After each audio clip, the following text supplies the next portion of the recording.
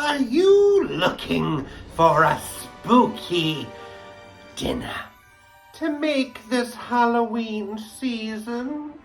Let's make Wiggly Worm Sandwiches. We need to slice up some hot dogs to look like some wiggly worms. Add a little oil to a pan and add those worms. You need to cook them until they get brown and curl up a bit.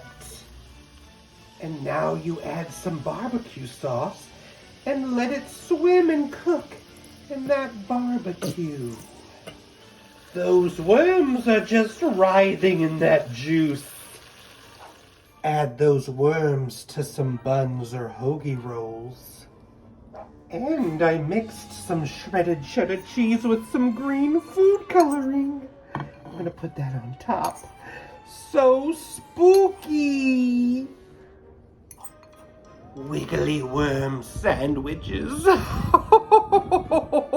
That's a creepy dinner. Now, how does it taste?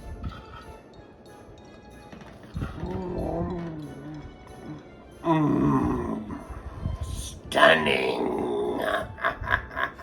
Why don't monsters eat ghosts? Because they taste like sheet.